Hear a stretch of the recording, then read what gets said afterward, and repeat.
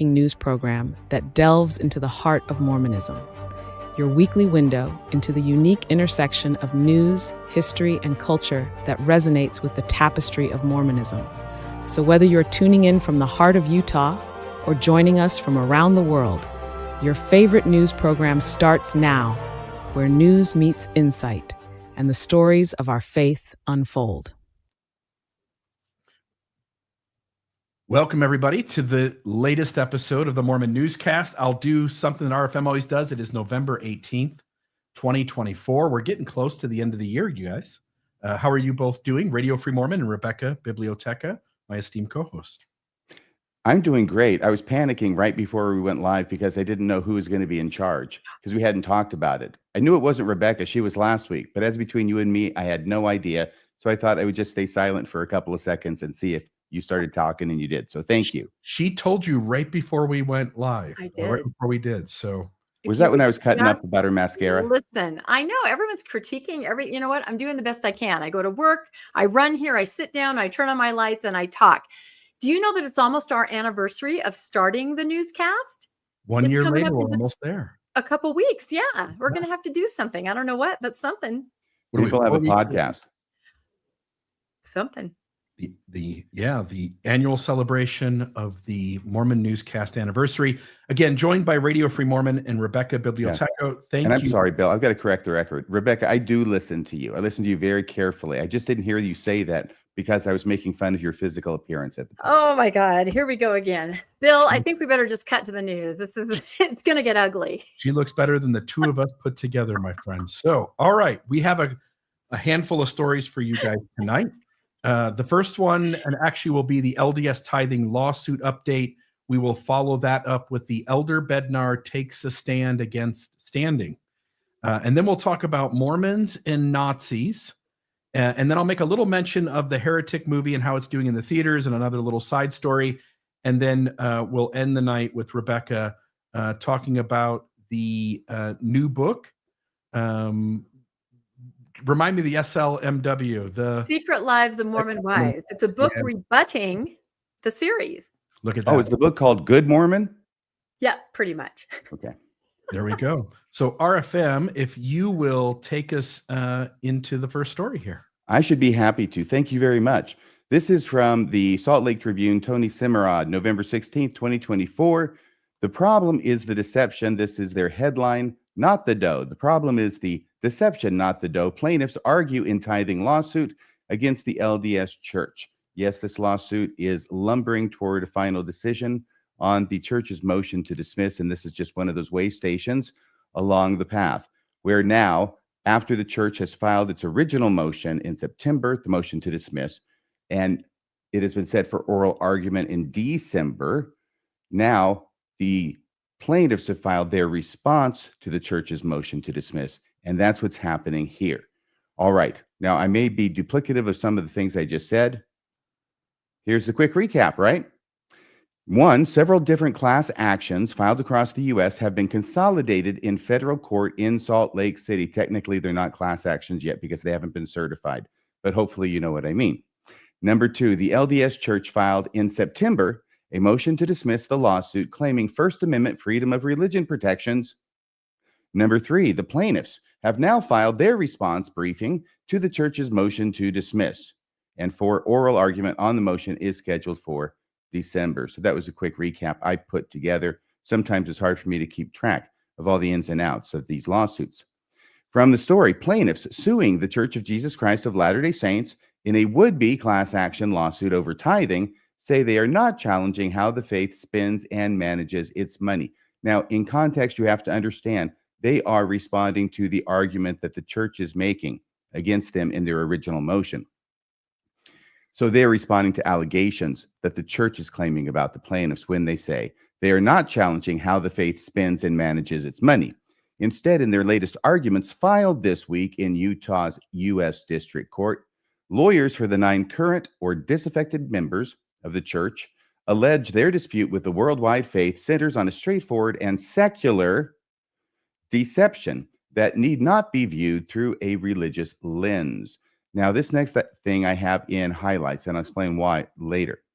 By actively concealing the size of these reserves, their attorneys explained to federal judge Robert Shelby, this is in their briefing, defendants fraudulently induced plaintiffs and the class to donate more than they would have had defendants not concealed their holdings. So this is the claim, and this is a cause of action that they're arguing, which I think is spot on. And what they are saying is, well, basically it revolves around the entire SEC scandal that broke back in, it was February 21st of last year, 2023, when that was published. And then it occurred to me shortly thereafter that this could be a very straightforward kind of lawsuit, an action that has nothing to do with the way the church does church things, but simply to say that the church intentionally and fraudulently hid from its members the amount of money it had in its bank. And if you are a member who says, I paid tithing during that time period, and I would not have paid tithing, or I would not have paid as much tithing if I knew how much money the church had, that's a cause of action. Okay, but going on here, the courts, they continue, have never suggested that under the cloak of religion, church officials may with impunity commit frauds upon the public. And the plaintiffs are not challenging any Latter-day Saint teachings, their new briefs assert. They're not. Their claims concern purely secular representations. Okay. Now, I think what the church is saying is, well, it's tithing. We call the donations we ask for, or at least the main category of donations we ask for from the members of the church, tithing. And therefore, tithing is a religious term. It's a religious principle. Therefore, this is an argument about how we're practicing our religion.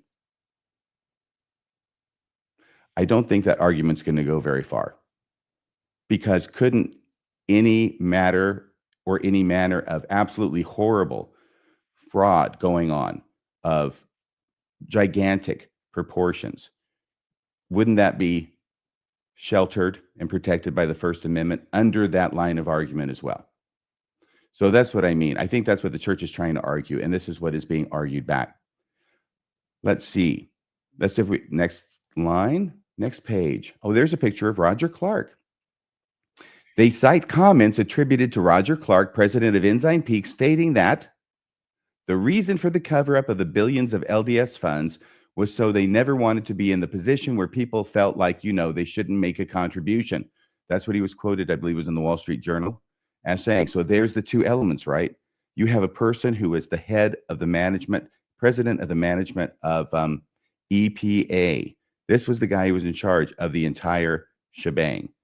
And he made a statement on the record saying that there was a concern that people wouldn't make a contribution if they knew how much money the church had.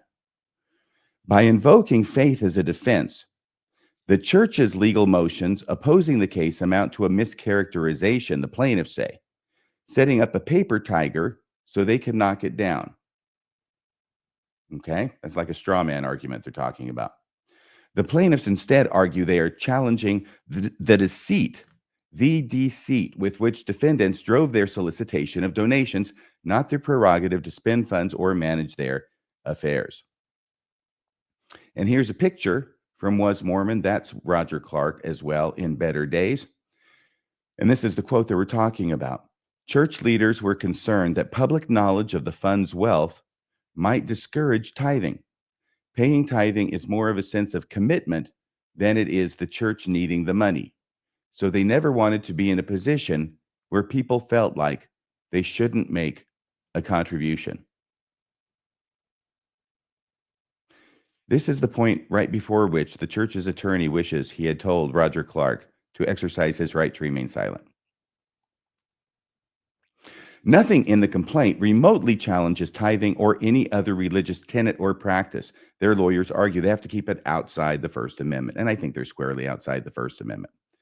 And tithes are just one form of donations that are at issue. Rather, this litigation is about defendants' lack of transparency. That's the church. The church is the defendant. The defendant's lack of transparency and deceit to induce donations through misrepresentations and concealments regarding how donated funds were used. Lawyers for the church and Ensign Peak surmise that the plaintiffs, who are no longer active in the faith, oppose its teachings and governance, attorneys for the plaintiffs assert. But nothing in the complaint suggests that any plaintiff, let alone Mr. Christensen, challenges them. Okay? So they got it. Once again, they're arguing about these plaintiffs. They're not challenging the church's teaching or how it's governed. Otherwise, it gets protected under the First Amendment. And the church lawyers, what they're doing is they're trying to get anything they can into the First Amendment, regardless of what they have to argue and the good faith with which they argue it. Okay? So they're going to make all these arguments. And on the other side, they're going to be doing the other thing is saying, no, we're outside the First Amendment. Okay? Keep pushing things away outside that First Amendment. This litigation is not about some individuals opposed to LDS doctrine in general or tithing obligations in particular, seeking to also represent those who are not opposed, the brief said.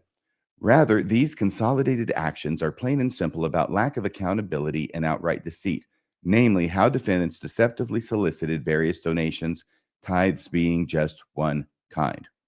All right. So they're also responding to another argument that the church is making, which I don't think is a winner, but that's what they're responding to in that last paragraph as well. Okay. Now this gets back to the what I think is a really strong argument, getting back to the SEC thing. The plaintiffs contend a 2023 settlement by the church and Ensign Peak with the U.S. Securities and Exchange Commission put an end to a deliberate, decades-long illegal concealment of a church portfolio of stocks and other equities, estimated to have topped $100 billion or more in value. There's a bit of a confusion in that paragraph between what the church has in the U.S. stock market and what was the SEC order subject versus the total. However, it's a common mistake.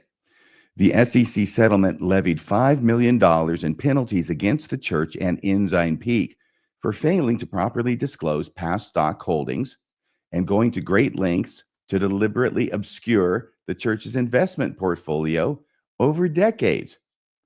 That SEC settlement pulled back the curtain on defendants' deceit, plaintiffs contend in their latest brief. Go plaintiffs. And like the federal regulatory agency, those involved in the proposed class action are seeking relief, the filing says, without reference to church doctrine or running afoul of the First Amendment. It wasn't protected by the First Amendment when the SEC did it. It's not protected by the First Amendment now that it's in your court, Judge Shelby. Okay, the reason why I highlighted that particular argument and dwelt upon it at some length, the one in yellow, the one that links now this lawsuit to the SEC disclosure and the argument that I went at length about it, is because there have been a lot of lawsuits filed against the church. I haven't read every word of them. I've read a lot of reports about them, and I've been looking for that particular argument, that express argument to be made. And I'm not saying it hasn't been made before. So if you know that it has been made before, go ahead and say it in the chat. That's fine. But this is the first time that I remember reading it. And that's why I got excited about it and I highlighted it. And then I went back on my TikTok channel where I haven't been putting too much up lately. I need to get back on this. However, I did put up something important. Back on February 23rd, 2023, this is 2 days after the SEC order was made public. And this is exactly what I thought the lawsuit should be, the winning lawsuit. I got a new idea for a lawsuit against the LDS Church today. You know, a lot of lawsuits have been filed in recent years wanting tithing money back on the basis that the church has misrepresented its religious beliefs to its members. Those lawsuits have typically gone nowhere because they've gotten bogged down in the protections provided by the First Amendment. But this week, the landscape has completely changed. This week, the church has, number one, admitted that it intentionally broke the law in order to conceal from its members the fact that it had $32 billion in the U.S. stock market. Number two, the church has also admitted through its representatives that one of the reasons for doing that was because they were worried that if the members knew how much money the church had, the members would not pay tithing. So what if a lawsuit were filed by one or more members of the church claiming that if they had known that the LDS Church had $32 billion in the U.S. stock market, they wouldn't have paid tithing. And that because of that reason, the church owes them their tithing back during the period that the church was engaged in the self-admitted fraud. That would be an interesting lawsuit. No First Amendment there, just straight up corporate damages for fraud. Interesting idea, huh? Cue evil laughter. Oh, So that's that's the reason I was excited to see that. I'm excited to see it's one of the causes of action, and I'm that's the horse I'm rooting for. You're a prophet. It just seemed like an obvious idea.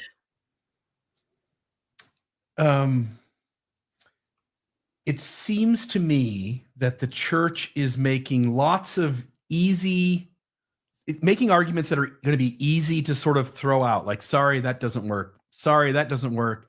Sorry, that's not going to cut it, as a defense, which then has me thinking they may not have a really good defense for this argument, and they don't have a way to get something to throw against the wall and make it stick. Well, they're trying for the First Amendment, but remember, this is even more secular. I mean, than the case. Excuse me, it's in a different lawsuit, and I think it is. Is it the Huntsman lawsuit? It is. I think the one that was first off dismissed by the trial judge, and then upheld by two on the panel of the Court of Appeals, right? Yeah. And then it went before the thing. But the point is not to get into that lawsuit, but the point is to say that all four of those first judges, none of them bought off on the church's argument that this was protected by the First Amendment. The two that found against him, both below and above, didn't accept the First Amendment argument, but did agree with him on a different argument after that. Yeah. Rebecca, your thoughts? Yeah, I just know we've been following these types of lawsuits for a while. And so the reason that this one is so hopeful, I think, to a lot of us is exactly what you said, RFM. It really should not have anything to do with faith claims, truth, proving anything about religion. It really should just be treated as corporate fraud. So I think that's why we're hopeful about this, if the judges get the idea. But I have a question for you, RFM, or maybe Bill too. One thing that they keep saying in all the articles is tithing is completely voluntary, right? The church keeps saying that over and over.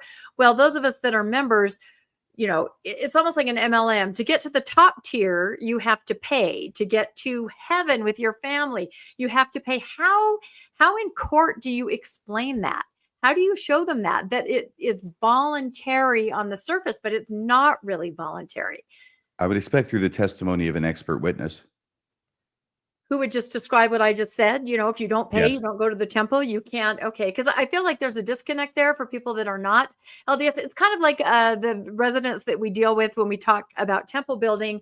And they're like, well, what would be the financial gain of somebody, you know, jeopardizing their job by helping behind the scenes? And we're like, you don't understand the temple. You don't understand the oaths. You know, there are these things that are not tangible that people can't understand on paper. And that could also be the volunteer idea, you know, with tithing, because we all know it wasn't voluntary at all.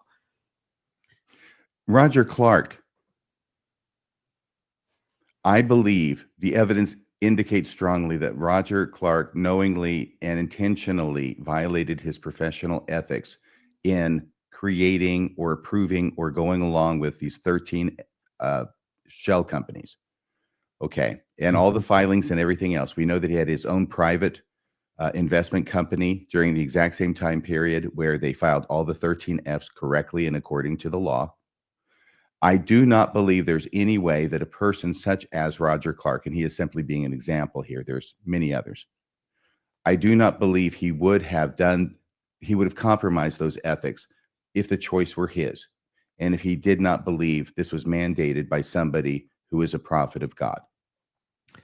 And if he were hypothetically put up on the stand and asked those questions, it would be quite interesting to hear what he has to say. The other thing, the activity rate in Mormonism at best is 35%.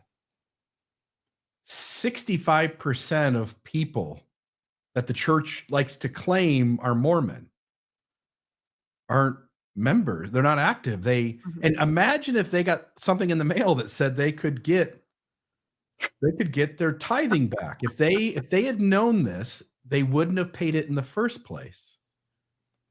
That's a lot. I mean, that's a lot of millions of people times thousands of dollars, maybe hundreds of thousands, and in some case, millions. And think about this. What if I could petition on behalf of my parents who are deceased, who paid 10% tithing, 10% fast offering, and 10% to the funds throughout their life? What if I, as someone who's their beneficiary, could somehow petition for that grandfathered in? I don't know. I would think that at a minimum, the class would probably have to have paid tithing between 1997 and maybe 2020. So the class would be in that 23-year period from when the Ensign Peak account started to the first time during the investigation of the SEC, when all of a sudden the Ensign Peak started actually filing the correct 13F forms. Do you know what year I was baptized, RFM? You were born in 78. 1996, I was baptized. And that would cover the entire time I was in the church. I can't wait for a postcard to show up. But could you file on behalf of someone that was deceased if you were somehow connected to the estate that had paid tithing? Do you think I'm grasping at straws, I know, but it seems like that would I'm not sure. happen, do you think? I don't know either. Yeah. I'm not sure. Do you if you're somebody who had a parent who paid a lot of tithing, who then was left an inheritance in the will, and you got shorted because of their goal? The problem is that you're going to have to show that they wouldn't have paid that tithing, but for that's true. And that's going to be the thing that'll make it difficult. Yeah. Nothing could stop my parents from paying tithing. Regardless of any legal theories, those facts are going to be troublesome. Yeah. Who's the onus going to be on to prove how much was paid? So, for instance, on the plaintiff, the Church of Jesus Christ of Latter-day Saints would have to account for how much every person paid, and then if again, allegedly or hypothetically, if they lost, pay that amount out. It wouldn't be up to me to prove how many. Sorry, who are you in this hypothetical? I guess I am the plaintiff, so I would have to somehow prove. I had to go back and get old bank records somewhere. Well, you can also, do requests for production on the defendants, which is the church, and demand that they produce them. Yeah, I'm just thinking that, records have to be kept for so many years, and I don't know what that rule is. I know generally with like IRS stuff, it's 7 years. So if you go back further than that, who, if any, was responsible to keep a record of that somewhere? I don't know, but I can guarantee you every single penny is accounted for in the church corporate structure. Said somebody who's gone to a number of tithing settlements in the course of his life. Oh, declaration. Tax returns. That's true too. Oh, right. Back when I did it was tithing settlement. Now it's tithing declaration. It's ridiculous. We'll take that bull by the horns. We're proud of paying tithing. We're not just settling for this. We're declaring it. We're declaring it. We're standing up and declaring it. Or are we? I have to say, though, think about all the ads that we see now on TV for sexual abuse and the Mormon Church, and call this law number. Kind of look forward to the day where there might be some ads like that about tithing. You don't know. I think there will be. I think they'll be starting in 2020, early 6 or late 5. Wow. Okay. So in other words, about a year and a half from now. Do you have some easier way of saying it? Okay, second story, much briefer, but boy, does this one pack a punch. LDS Church's investment portfolio hit a 5-year high. See how much it's worth. By Tony Simrod, Salt Lake Tribune, November 17, 2024. And this is great because I don't have to explain to you again the fact that the whole SEC thing was about how much stocks and equities the church had in the U.S. stock market. Not total, but just in the U.S. stock market. And it was $32 billion. That's how much they had. And that's what I said in the video. And that was what's in the SEC order from February of 2023. The question is now, As of today, or actually 3 months ago, because there's a certain reporting requirement that you don't have to file until it's like 90 days in the past. Okay, but you have to file it with the SEC. And as I said, this has been being filed appropriately now since the year 2020 by Ensign Peak. So we actually do know, one would hope by this point, we do know how much they have total. And this is what is in the US stock market from 32 billion in 2019. Oh my gosh, I get ahead of myself. Remember 2018 when it was leaked, the LDS Church had 32 billion in the US stock market. Well, a lot has changed in the past 6 years. After getting caught, and maybe it was 2019, regardless, after getting caught and fined by the SEC, the LDS Church's investment group, Ensign Peak, has been forced to follow the law and file true and correct statements of how much in assets they have in the US stock market. And guess how much that $32 billion has increased? $56.8 billion. New federal reports value a massive investment portfolio of stocks, bonds, and mutual funds managed on behalf of the Church of Jesus Christ of Latter-day Saints at a 5-year high of $56.8 billion. That $56.8 billion total is also the most the once secretive account has held since Ensign Peak began reporting its holdings to the U.S. Securities and Exchange Commission in early 2020, even though it was supposed to, under the law, start reporting them to the SEC in 1997. Okay, so is there anything more after this? I think there is. Oh, yes. Ensign Peak manages only a portion of the Utah-based church's overall wealth, representing the U.S. stocks it holds directly and is required to report. In-depth analysis of public documents indicates the investment firm and affiliated funds manage assets on behalf of the global faith worth somewhere in the range of $265 billion, with around $32 billion of that in land holdings. So in the U.S. stock market now, what was that? It was 56.8 billion is the number. Total number, just right around 265 billion. And remember, this 265 billion is very, very close to being accurate. It is done by great analysis by people who know what they're doing at the Widow's Mite Report. That's where that number comes from. And we have to have great people at the Widow's Mite Report to try and figure out how much money the church has, because the church doesn't want anybody to know. That's why they're not telling you. That's why people who are experts have to estimate. And why they do that, I'll leave it for you to answer. The Widow's Mite Report, a website devoted to research and analysis of the church's finances, projects the church could be worth at least $1 trillion by 2044. So we'll see if they make that. That would be really something to party about. Okay, so that is the end. That's the end of that one. And I'm going to say back to you, Bill. My question, is this only the nonprofit side of the entity? Because the for-profit side would, if this is only the nonprofit side, then the for-profit side of the corporation is so many other things. Or does this include, the idea is that this includes all of it? I believe it includes all of it. This is it. Well, it's everything in Ensign Peak. Right. Okay. And that's pretty much all of it, I think, is the general. That's what I've heard from the people I've talked to at Widow's Mite. They don't have any indications that there's something else out there hiding. Yeah. This is the investment side, and then the 32 billion in land holdings, but this doesn't include like owning the media companies. And I think it does. It does. But I'm not sure. I think it does. Cool. All right.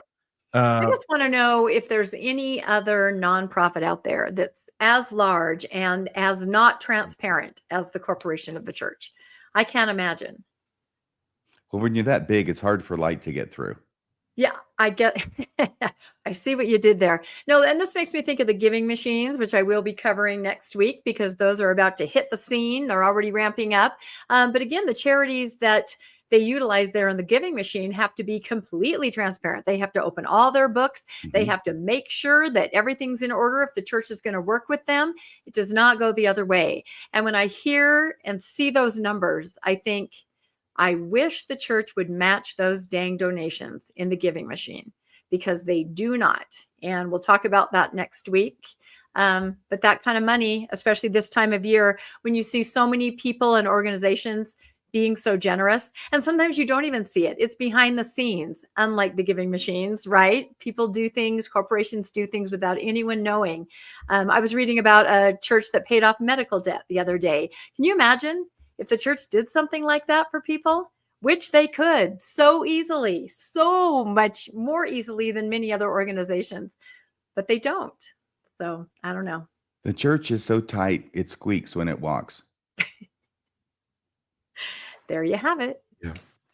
Okay. Rebecca, take us into your first story. All right. I'd be happy to. Yeah.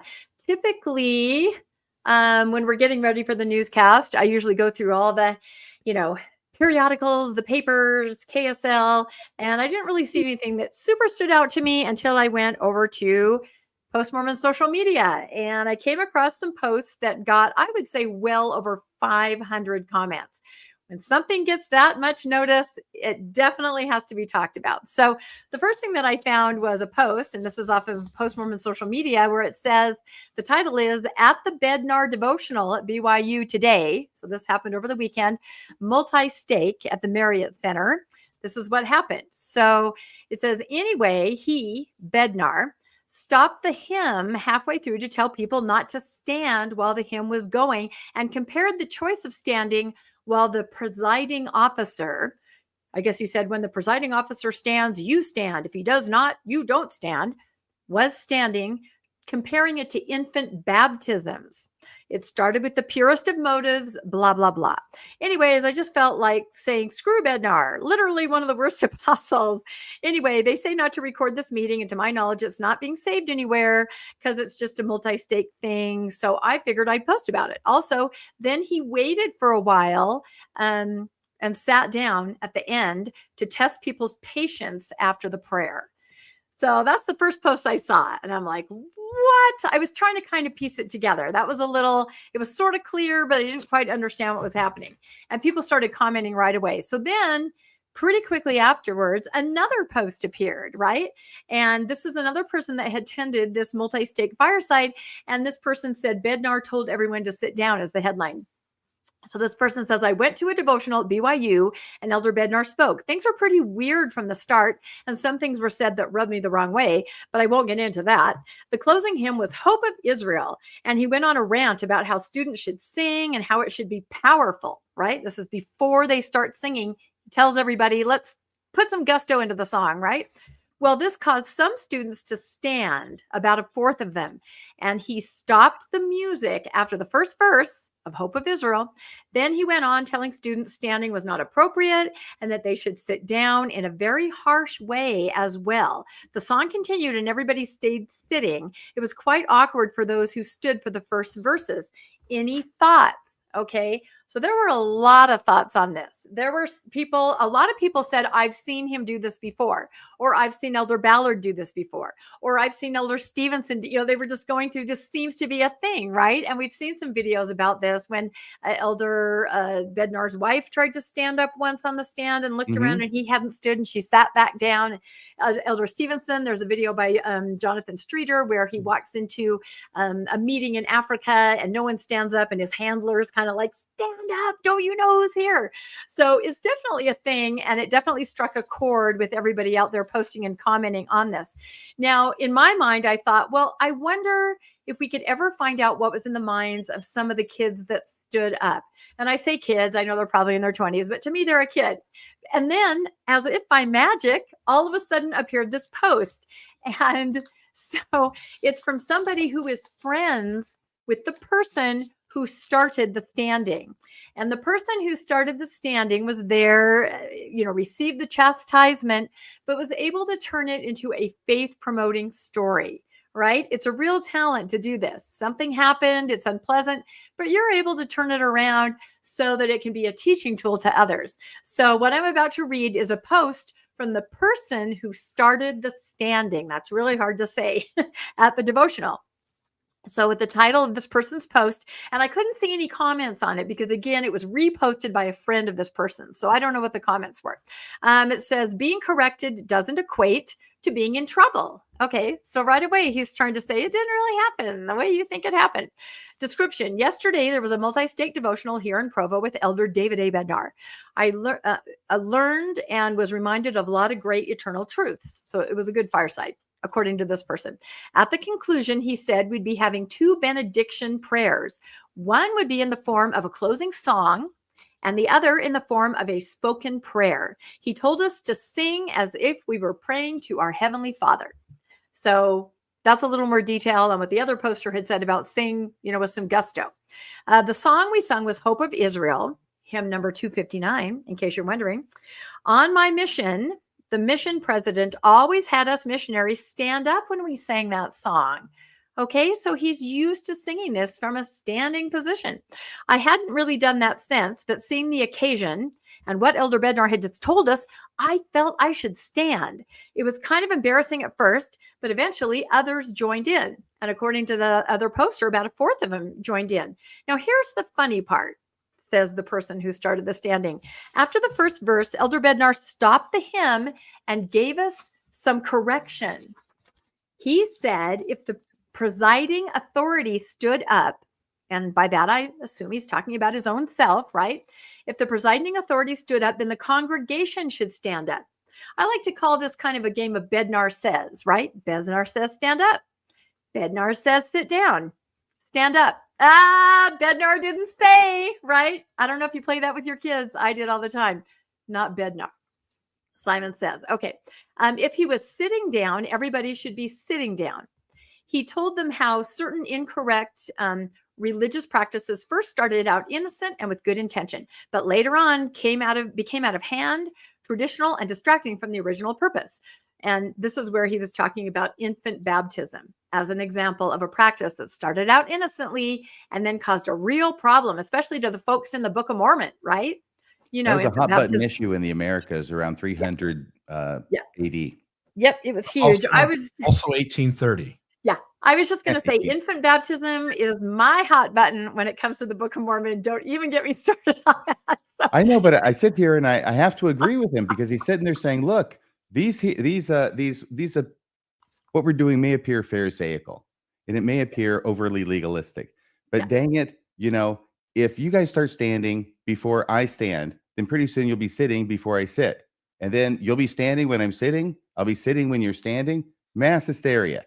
Cats and dogs living together. I know. I know. I'm trying to envision what this slippery slope argument that he's threatening us with is actually going to lead to. Yeah, that's what I'm trying to understand. What will it lead to? All right. So the original poster goes on and says, for the remaining verses, everyone was sitting down. Almost everyone did not dare to get up from their seats until Elder Bednar did after the closing prayer. And that's the funny part. Although I did read in some other comments that he sat there for an inordinately long time, almost it seemed to make a point, and people did start just standing up and leaving because, come on, we got to get out of there. So I don't know, this standing and sitting. That's a long time. It's a long time. If people really got up and started leaving after that dressing down, that was a long time. That was too long. Finally, they've got an ice cream social to get to. Come on, this is BYU. Okay, so now here's where the gentleman who started the standing, because it had been a practice in his mission, starts to, I would say, sort of gaslight himself to think that this was actually a positive experience for him. He says, thinking back, one would normally be embarrassed by such correction. He didn't point me out specifically, but the fact that I was one of the first was evidence to everyone around me. I could be bitter for such a humiliation, but in all honesty, it's only humiliating if you perceive it as such. If the damaging of your pride is more important than the lesson you need to learn, that's important. This is a nice guy, right? He's trying to spin it in a positive way. The lesson you need to learn, Guy. The lesson you need to learn is that Elder Bednar is a dick. But see, that is not acceptable. And he's proved once again what the A in David A. Bednar stands for. Yeah. No. Now you're going to make me laugh too hard to tell the rest of the story. No, but again, you can't go there. That's not acceptable. That Elder Bednar did something wrong. It has to be something that God was trying to teach you through Elder Bednar's dickish behavior, if that makes sense. So he goes on to say that the original poster has been substitute teaching. He teaches at the MTC. So when he understands this way where sometimes you have to correct students for the greater good. So he says, here's something I've learned from this recent experience. Correction doesn't equate to being in trouble. However, we place ourselves in trouble, if not in danger, when we take offense and stubbornly don't adhere and apply such correction. So it could be dangerous if he didn't listen to Elder Bednar. Trouble infers there's a consequential punishment for our actions. Correction isn't or shouldn't be punishment, but assistance, preferably given by a loving, sincere, and constructing manner. I'm not sure if that really describes what everyone else told us happened with Elder Bednar, to help us better our actions and ultimately ourselves. The next time you receive correction, be an agent of change rather than an object being acted upon. And this is That's something exactly what he's being. Exactly. An object being acted upon. Yep. That's exactly right. Yep. So what are your thoughts on this? The original poster, I just felt like he didn't deserve that. He's an enthusiastic kid. He'd stood upon his mission. Elder Bednar practically whipped them up into a frenzy, telling them to sing as if they were singing to God themselves. The kid jumps up and then, oh my gosh, the whole thing comes to a screeching halt. Everyone's staring at him. He didn't deserve that. I think the lesson that he should have learned was that when he's substitute teaching at the MTC and one of the students makes a mistake, he needs to correct him in the most humiliating way possible, that at the same time points out that he is the most important person in the entire classroom. I think that's true. What do you think, Bill? I was just going to try. I see if I can do this here. I'm going to mess this all up. Are you trying to play the one with Susan? No, let's see if I'm not standing yet. Why are you standing? Yeah. Okay, hold on. Let's see here. Did you what guys hear is it that? about the standing? I mean, seriously, if you could read all these 500 comments like I did, people are just like, why? I'm not standing yet. Why are you standing? Sit down now, Susan. Listen to me. Damn it, Susan. I'm not standing. Sorry, it didn't do it that well, but it was my revoicer that was supposed to take Elder Bednar's voice and have him say, I'm not standing yet. Yeah. Sit down now. Susan, why aren't you listening? So, yeah. And there is that video of Susan and Elder Bednar are on the stand. The meeting's over and she goes like this. Mm-hmm. And then she glances over at him and he's just still seated. And she goes, He's giving her that lizard-like glare of his. Exactly. And then she just sits there. And then when he finally stands up, she takes a beat. I imagine in her mind, counts to 10 like she's supposed to. And then she stands up. But again, I got reports from everywhere that it's not just him. Other people do this too. And they cut into hymns. They dress people down. Why?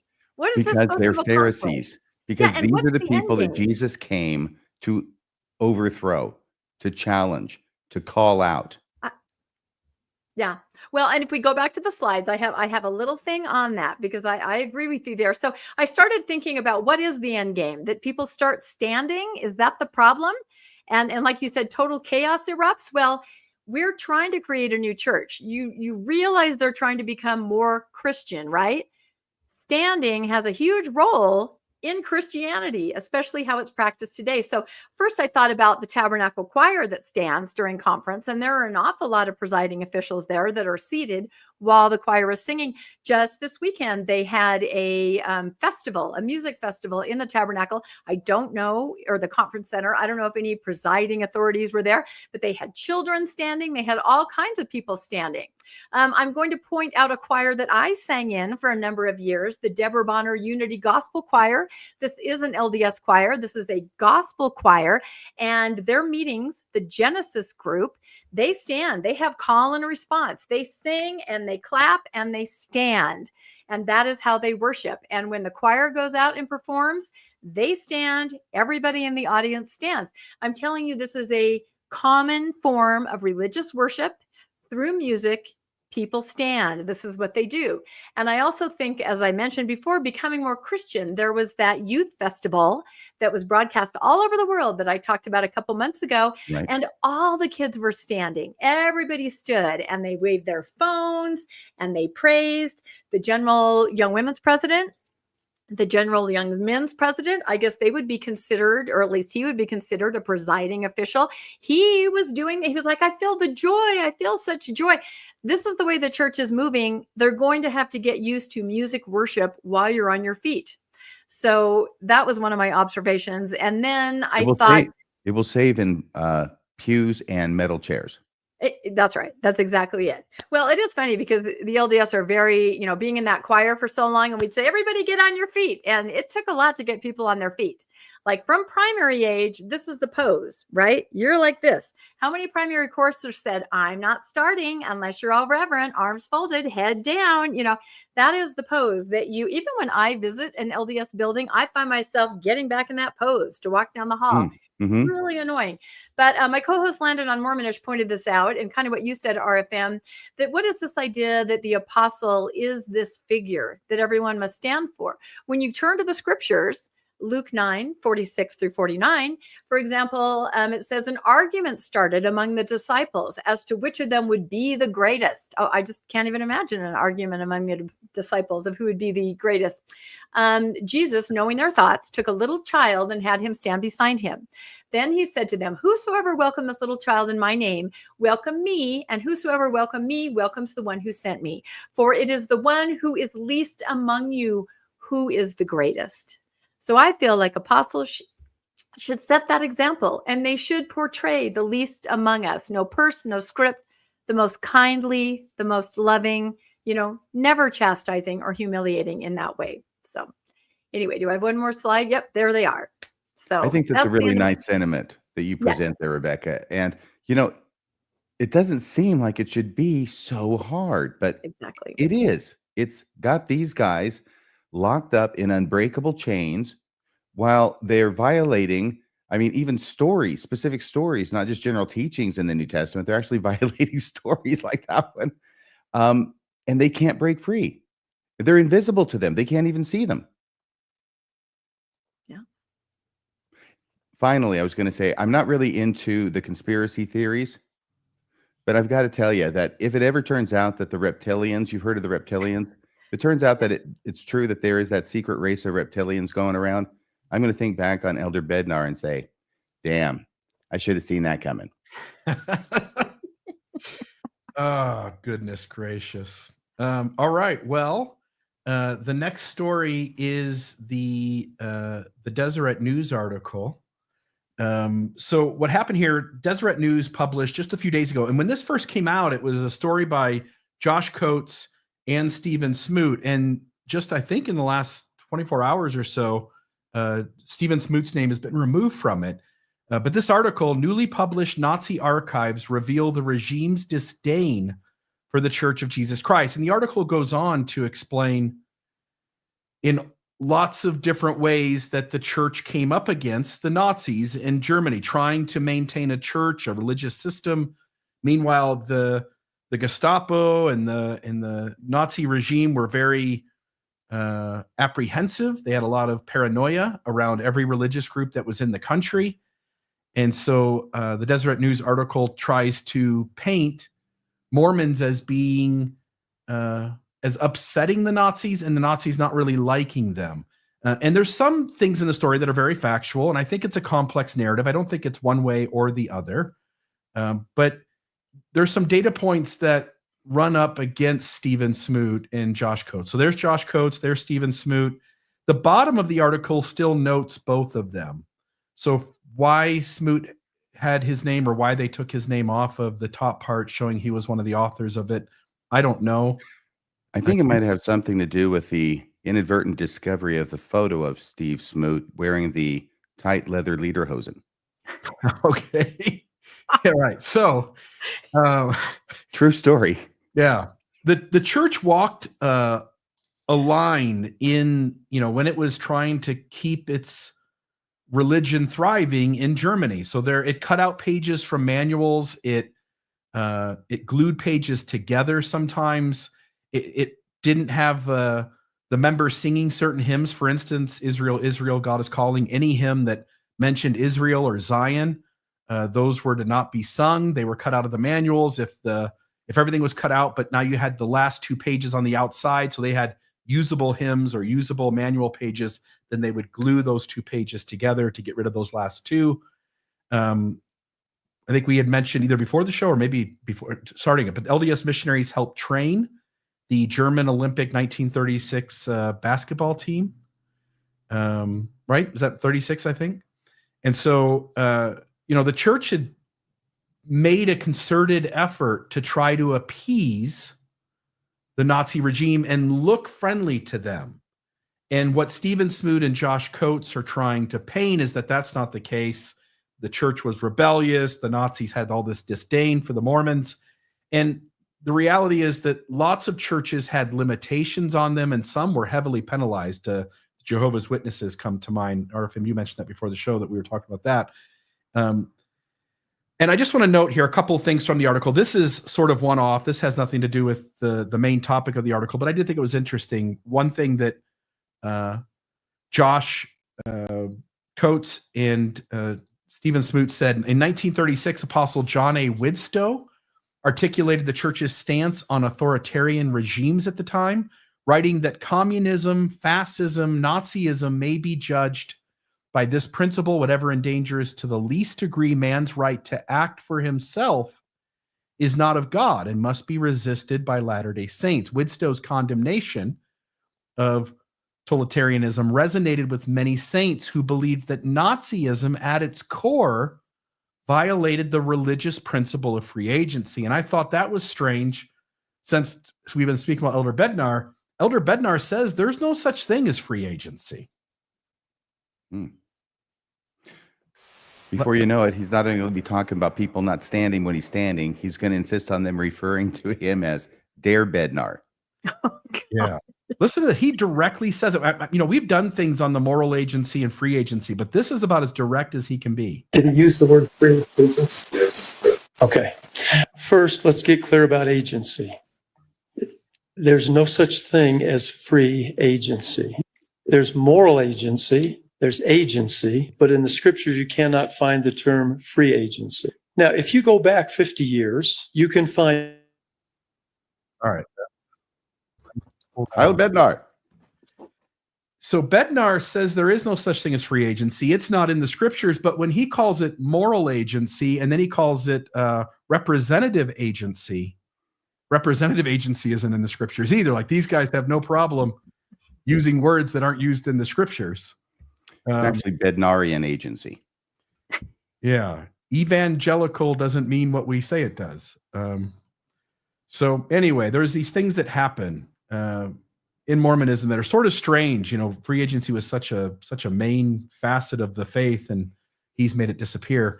I also want to note too, the article says, however, internally, church leaders referred to the German government as criminals and detestable.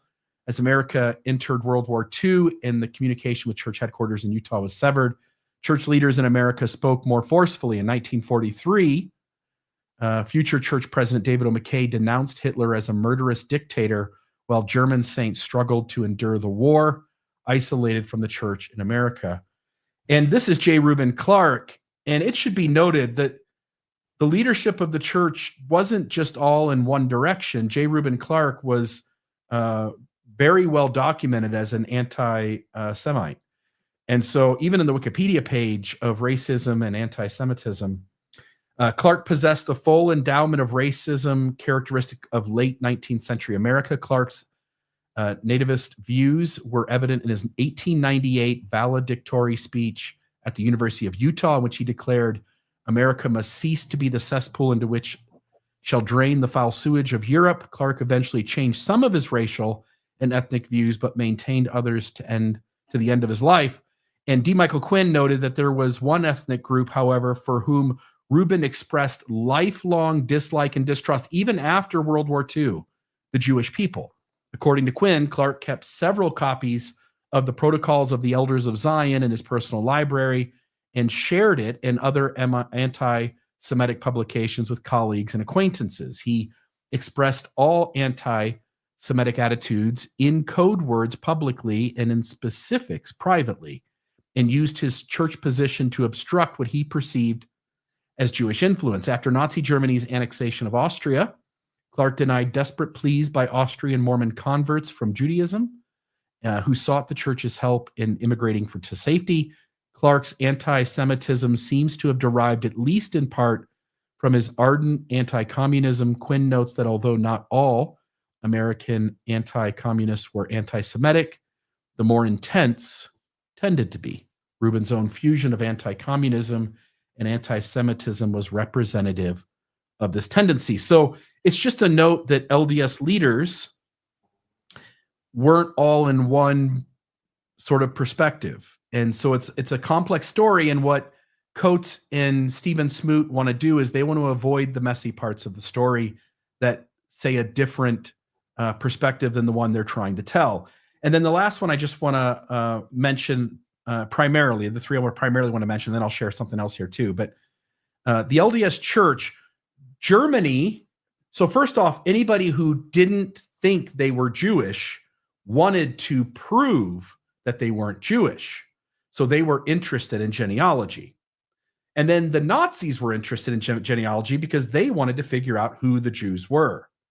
And this was prime fertile ground for the church to capitalize on, and capitalize they did. Genealogy in Nazi Germany grew exponentially in terms of the church going out into the general public and working with both the people who wanted to prove they were not Jews and to the people who wanted to find out who were the Jews. And they capitalized on the interest to genealogy, and it skyrocketed.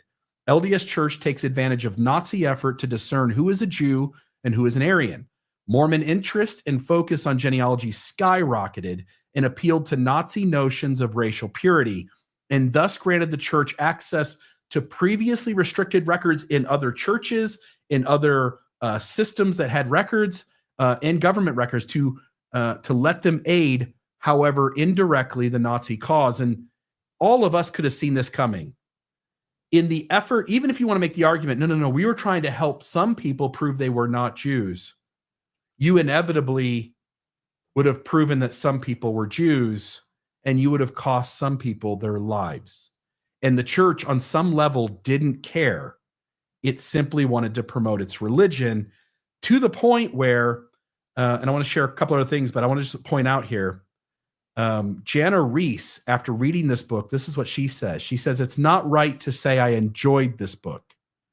This is Moroni and the Swastika, which is the most full dissection of this issue in history. And if you want to understand the church's relationship with the Nazis and Nazi Germany, this is a must-read book. I actually have it sitting right here. And fantastic book. But she says, it's not right to say I enjoyed this book because it was disturbing to discover how deeply some Mormons bought into the Nazi ideology. But it's required reading for anyone interested in Mormon history and the larger question of a religion's responsibility to procure justice for the oppressed, even when it means putting that religion's own institutional advancement at risk. And so you can clearly understand what she's saying. Resistance, not accommodation. This was one of the sections of the Deseret News article by Josh Coates and Stephen Smoot. And it goes on to, they're trying to make the argument that the church was resistant. It didn't accommodate. But the basketball, the genealogy, the cutting out hymn pages and manual pages and gluing things together is absolutely accommodation. And when you realize that what the church prioritized in Nazi Germany was its own growth at the expense, in some cases, of even people's lives, I think Josh Coates and Stephen Smoot, in an effort to be ethical, fair, and balanced, should have offered, at least in part, a different story in their article.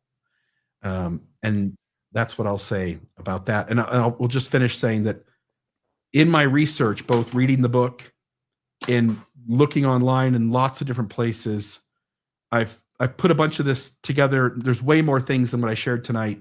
And RFM and I are planning to do an episode in a few weeks to cover this to a much more full extent. And so there's that. Thoughts from both of you? I understand you have some thoughts about this issue, Rebecca.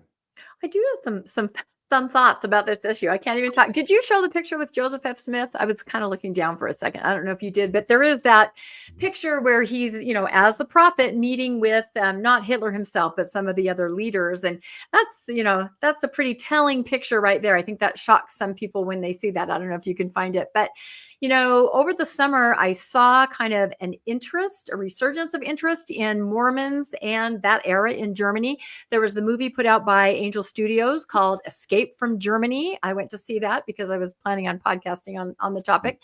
Also, anniversary of Huebner. Some people have been mentioning Huebner in the chat. There's a lot of good media about that from movies and books and plays about that story where he's a young LDS youth and he dares to distribute pamphlets that are anti-Nazi, and his stake president is one of the Mormons that was very pro-Nazi, and so he's the youngest person executed actually during that regime. He was only 17. So I've definitely been thinking, gosh, what is the church going to do as all these stories and things have been creeping out, and then suddenly there's this article that Bill just talked about. Oh no, we were the ones that were persecuted.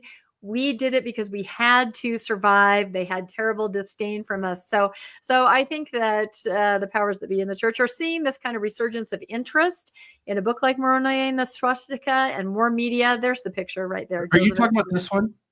Yeah. This is President Grant. And just FYI. Oh, is it Grant? Okay, it's Grant. I'm sorry. You're right. It is Grant. Yep. I just want to correct something. President Grant was celebrating the church being in Europe for like 100 years. Yeah, he was doing a tour. And so he was doing a tour in various places. When he went to Switzerland, they had the Swiss flag or something behind him. This isn't connected to the Nazis other than the location is a Nazi Germany location that in the logo or the symbol of their country has to be up on the wall. And hence they're using the building and it shows the Nazi symbol, but he's not having any sort of interaction with the Nazi regime. Right. It's a picture that kind of hits you over the head. And you're right. It's Heber J. Grant. I don't know how I forgot that. It must be getting late. Anyway, my final thought is just, of course, they have to come out and say, this is why we did these things, because the evidence is mounting that they did do those things. So there has to be a backstory. And it is, we couldn't help ourselves in order to protect ourselves. Am I talking about the Mountain Meadows or am I talking about Nazi Germany? We had to do what we did. Yeah, what I'll say is, Bill, if you could go back to the slide that you had of the blurb from Jana Reese, she broadened her conclusion there, that last sentence, but it's required. And she did it intentionally because she's a smart lady. And she did it in such a way as to show that the more things change, the more they remain the same. Not just before Nazi Germany, but even today, this same stuff is happening in the Mormon church, as well as in other places. She says, but it's required reading for anyone interested in Mormon history and the larger question, this is the larger question, of a religion's responsibility to procure justice for the oppressed, even when it means putting that religion's own institutional advancement at risk. Every time the church has to make that choice, they choose its own institutional advancement. And they oppress those who are already oppressed. It's just as true today as it was back in the 1930s, I think. Yeah. So there's that. And I wanted to just mention Heretic just briefly. So the lots of folks, we did a little bit of this last week, talking a little bit about the ending and sort of what it means and what it doesn't mean. The ending is this was the actual one of the two script writers for the movie. This is one of the main two people involved. They said the ending is a bit up to interpretation. What are some of the most interesting theories you've heard from people who talk to you about it?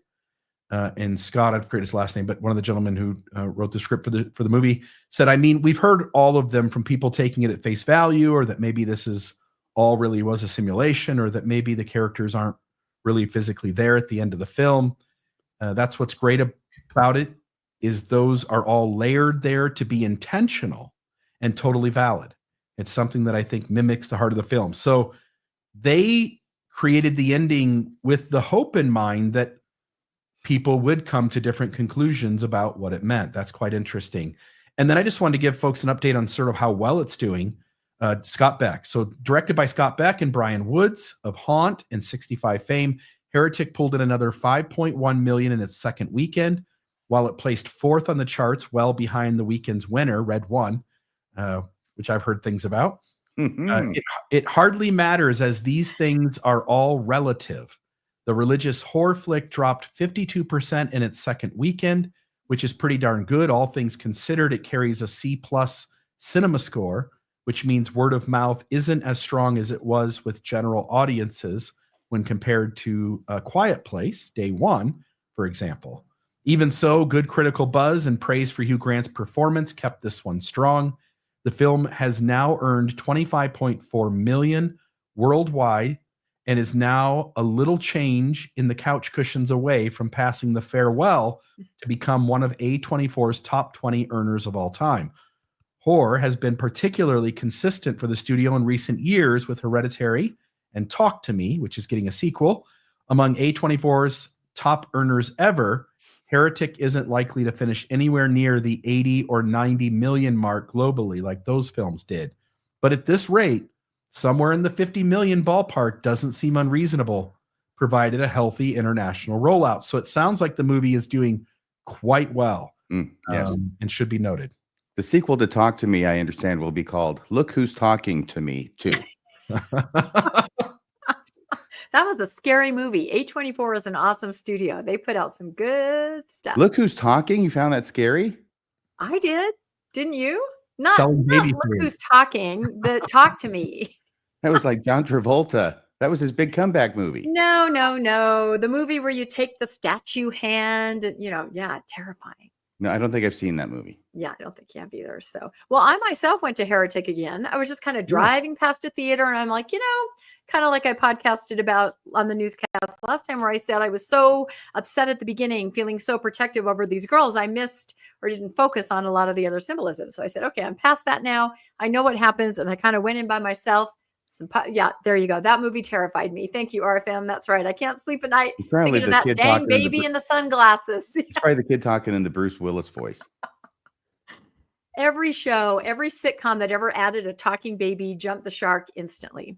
That's how you know it's over, when they add a baby. So anyway, I loved it the second time. I loved it. I've heard from many friends and people that say, go see it again and take a notebook, because you will have a lot of insight and epiphanies watching it the second time. And so I'll probably even go see it a third time. It was really good.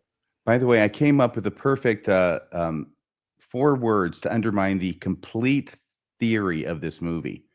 Because Mr. Reed's theory is completely based on the iterations, and every subsequent, there's an iteration, and it's all from the original. The original was the one that has the power, and every subsequent iteration has less power than the original, right? I can disprove that theory in 4 words. Are you ready? Go for it. Elton John Pinball Wizard. You might have something there. You're right. All you have to do, and even if you don't agree with me on that, then there may be some. I'm sure there would be some. There will be other covers of songs that you have seen that you do believe are better than the original. And anytime you can have one of those come up, what is it that proves the rule? The exception. That's the exception that proves or tests the rule or shows that the rule is not true. However, as we know, none of that would have made any difference with Mr. Reed, because if you explain that to him, then you end up getting your throat slit, because you can't be controlled. You have to play the game according to the movie. And nothing beats Bob Ross Monopoly. Brilliant. Is that true? I think so. Okay. I've never played it. I'm sorry. Have you? I haven't. I did play Mormonopoly. I think there's a game that's based on Mormonism. I used to play Celestial Pursuit when I was a kid. Mhm. That was the family game that we would play, Celestial Pursuit, which I feel like all the questions and answers on the cards now are a moot point. They've all been disproven at this point. But yeah, I think there's a Mormonopoly too. Oh, great. Great. Now, did you have something for us about a book? I do. I have one last. There we go. There is Mormonopoly. Really? There it is. See? Yeah. So where's the jail located? Is that like Outer Darkness or Spirit something? prison. Okay. Get out of Spirit prison free. You get $200 when you pass go, but then you have to pay $20 back in tithing. So that's right. And free parking is actually a free wife. Just one as you go around the board. Perfect. One every time around, huh? One every time around. That's exactly right. Okay. So since I was over there on Post-Mormon social media, and this is actually from Faithful social media. I'm on all social media. Anyway, this is interesting. Look at this cover right here. Do you see anything? I mean, at first glance, you're like, oh, I've seen this picture a million times. It's The Secret Lives of Mormon Wives. Does it look different to you guys a little bit? Well, they look more modest. They definitely look more modest, and they're definitely in a little more of a modest pose, I would say. So this is not the cover of the DVD or whatever they're going to put out for The Secret Lives of Mormon Wives. This is a book put out by Cedar Fort Press, I think, and it is called, what is it called? What does that say? The Not So Secret Lives of Real Mormon Wives is what it's called. And the book review, I'll just go into it a little bit. Far from the drama of reality TV and modern entertainment, The Not So Secret Lives of Real Mormon Wives offers a refreshing look at modern women within the Church of Jesus Christ of Latter-day Saints. And then it talks about how they strive to live the gospel, and they have strong, happy marriages built on mutual respect. They're remarkable and diverse women. So this is a book that is coming out soon. And who would read this book? This sounds like the most boring book that's ever been written. Who would ever read this book? Well, so the publisher says on social media, these are 8 active, capital letters, active, because I guess the women in Secret Lives of Mormon Wives, even though they're going to baby blessings and that kind of stuff, they're not considered active. These are active Latter-day Saint women, not on any show, who wanted to tell their side of the story in narrative nonfiction. This is a book of their stories of faith of Jesus Christ. In less than 24 hours of being up on Amazon, something amazing happened. And this is the thing that first caught my eye when I was scrolling through this social media post. The Not So Secret Lives of Real Mormon Wives, and an antithesis of the Hulu show, received a #1 release banner. I was like, what? Well, it turned out to be #1 in Latter-day Saints and #1 in Christian fiction about women. But still, it received a #1 release banner, and it's just up for pre-order. Well, what's interesting is that something kind of happened as everybody who are active LDS started to look at this picture. They misunderstood what it was. I went through hundreds of posts. This is sad that you would promote this. The publisher says, no, this is not a promotion of the show. It's a rebuttal. It's a book with faithful women telling their side of the story. Someone else. The most inaccurate title for a show ever. Publisher, no, this is not a promotion of the show. It was just sad. It went on and on. People didn't look closely at the cover of the book, which was meant to be ironic. They all misunderstood. They all thought it was some kind of promotion of the actual show, which they had a problem with. Somebody else says, man, a whole lot of people commenting how sad it is that they are promoting the show. When taking a few minutes and some basic reading skills, you'll see that this is a book with real wives as a rebuttal to the show. Come on, people, really. So the whole thread was people misunderstanding, other people calling them out. I think the publisher was just like, hold on. I don't think they quite got it. Someone else said, not to mention, the prophet has told us not to use the term Mormon to refer to ourselves any longer. So they're calling out this faithful book on using the word Mormon.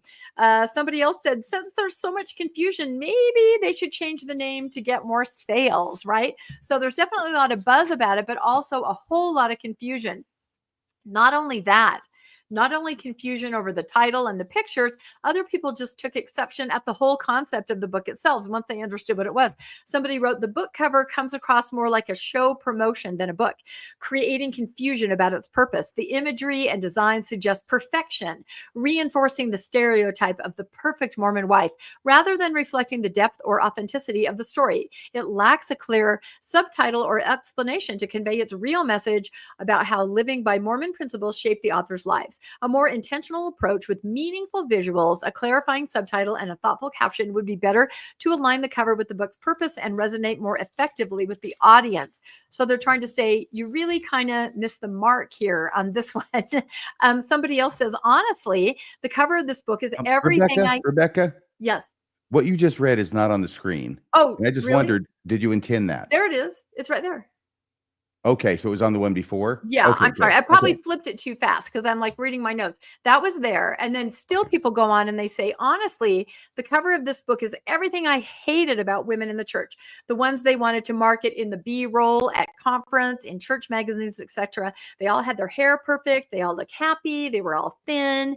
These were not the real women of the church that I was raised in. This book looks as phony as the Hulu show, and at least that wasn't trying to be pious. Wow. Woo, I know, I'm Normal telling for you. society. These are some strong reactions from faithful Yeah. women. That's Now, well this- put. I know. This is my favorite one here, and this is actually written by somebody that I know. And she says, I know some of these women and I love them, but I wonder why we need a rebuttal to the show.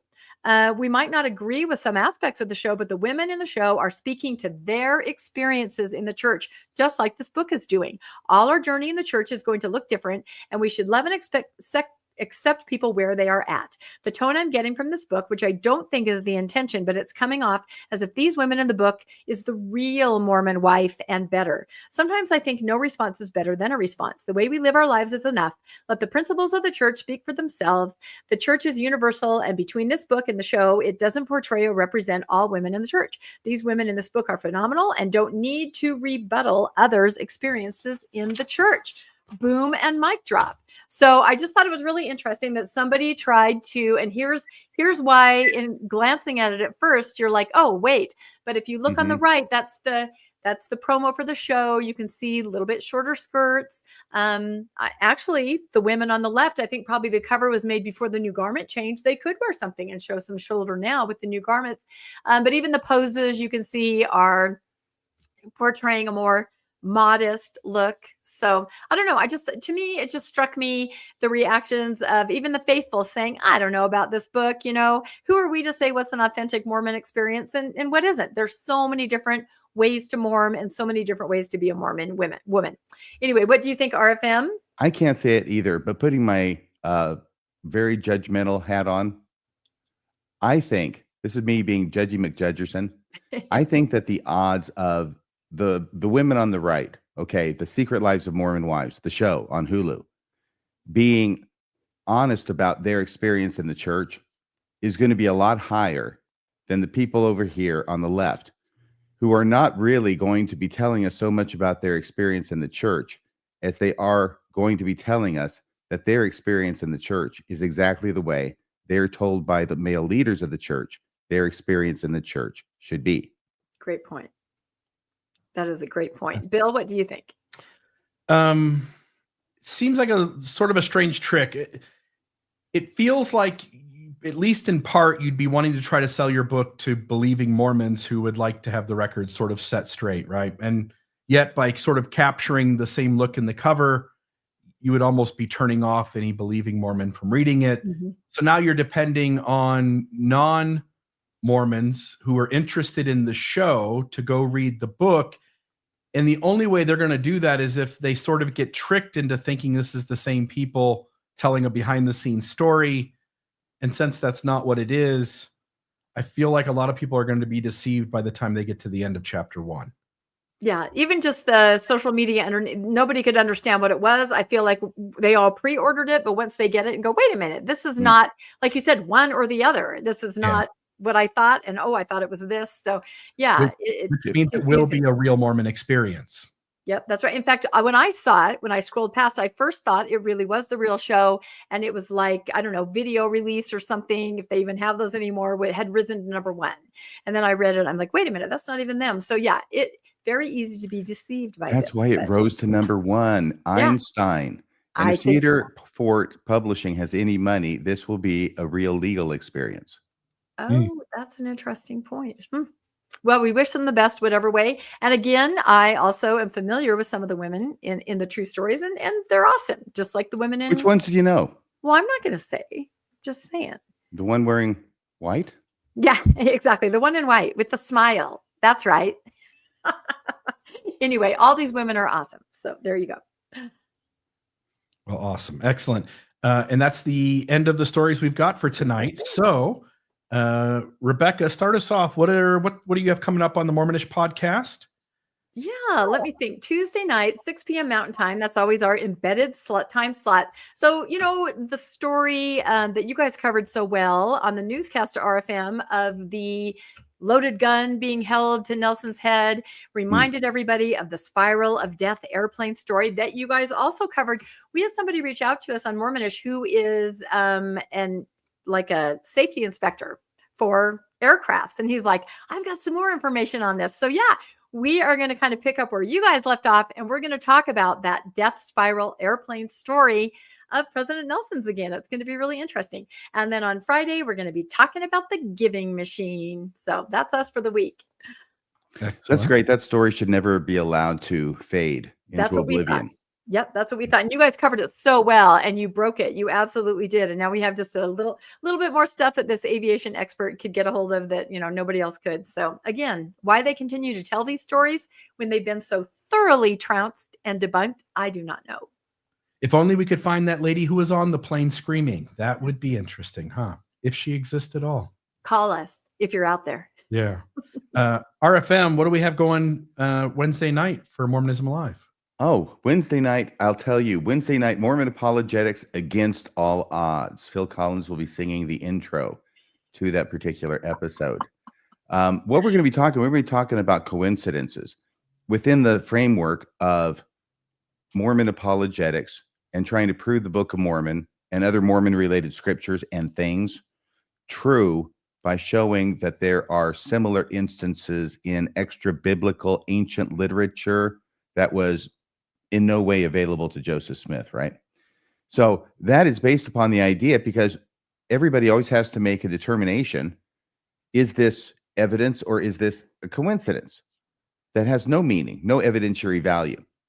And so what we're going to do is we're going to look at a number of things within that context that are definitely coincidence, and yet which a person who might look at this and think, there's no way that could be a coincidence. That is too remarkable.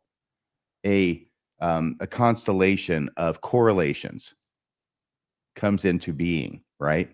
How could that happen? It must have meaning. No, it doesn't always have to have meaning. And we're going to show some examples of that, which is going to have the wonderful effect, of course, of putting a damper, hopefully, on the enthusiasm of those Mormon apologists who write books and go around doing podcasts about how connections or similarities between ancient literature and the Book of Mormon show the Book of Mormon is true.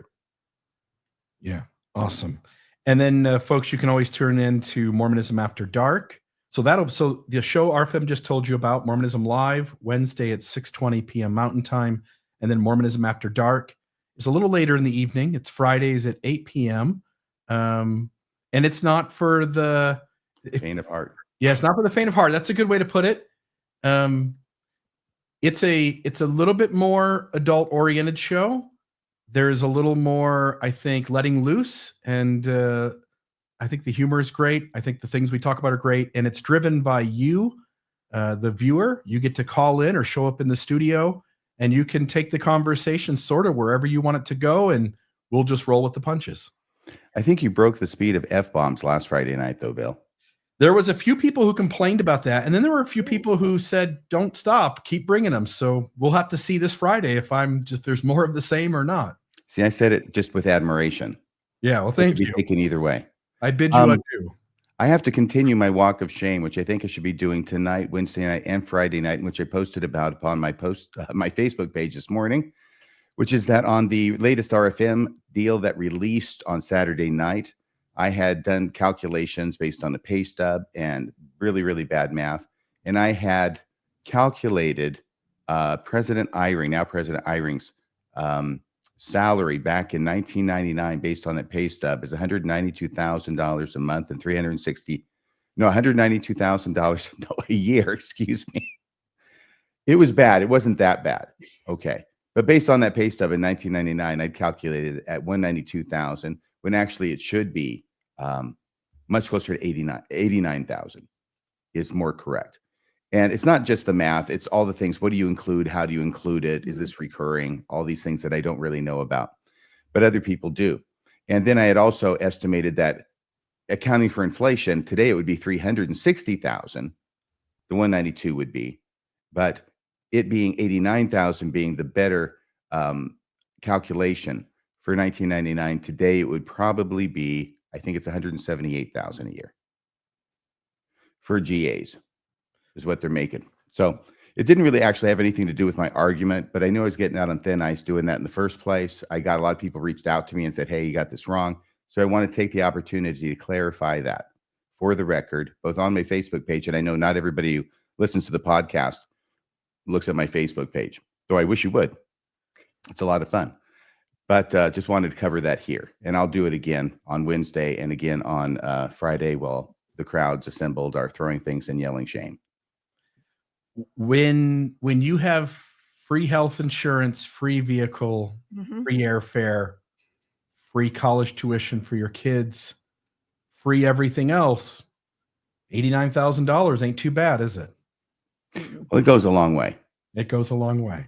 I think you were correct in goods and services. That's what I think. When I read that they get their homes decorated, like a giant truck shows up full of decorations. Tell us about this. Can we just, because you mentioned this to me and I don't think I'd heard this before outside of our phone call. Can you close out the show with that? No, just I don't know if it's true or not, but I read on social media from somebody that knew that, yes, even home decoration, because I'm guessing they do entertaining and things with, other church people. This person had lived near to an apostle and had seen a giant truck show up full of decorations and little Oompa Loompas running around decorating it. So I can imagine that would probably be a perk. I mean, you need to have your home professionally decorated so that you can entertain on a professional level. So, and again, like I said to you when we talked about it before, and you said, oh no, I think I gave the wrong number. I'm like, but there is no transparency. None of us can get the right number. We're always called on that, on everything. Whenever I report on giving machines, people are like, how do you know? And I'm like, well, how do you know it's not? I mean, it takes all those folks at the Widow's Mite who are smarter than all of us collectively to even begin to scratch the surface on what the actual numbers are. And the rest of us just do the best we can with that kind of information. Yeah. And remember too, we would get one little piece of information from the mission president's handbook where the church tells the mission presidents they are welcome to bring their kids in and out, from adult children in to visit at the cost of the church. And you were able to buy your wife an anniversary gift up to $10,000, I think is what it said at one time in the handbook. Why didn't I marry a mission president? So if the mission president is allowed to expense things in such a way, one would only wonder what the apostles and first presidency get to do, So, one thing we're sure of, they're not going to be allowed to do less than a mission president. No. So I want to say thank you to both of you for the stories that you brought. Appreciate you joining me here tonight on the newscast. And folks, we appreciate each of you who tune in to watch the Mormon Newscast every Monday night at 6 p.m. Please hit the like button. Please hit subscribe. Check out our Facebook page. If you've got a breaking news story, reach out to one of the three of us. We'd love to, from time to time, have a story that's come straight from you guys. We appreciate each of you. Thank you for joining us tonight, and we'll see you next week.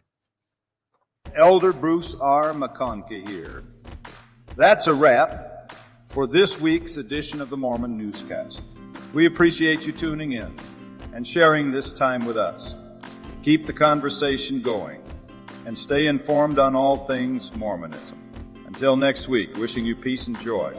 See you next Monday at 6 p.m. on the Mormon Newscast. In the name of the Lord Jesus Christ, amen.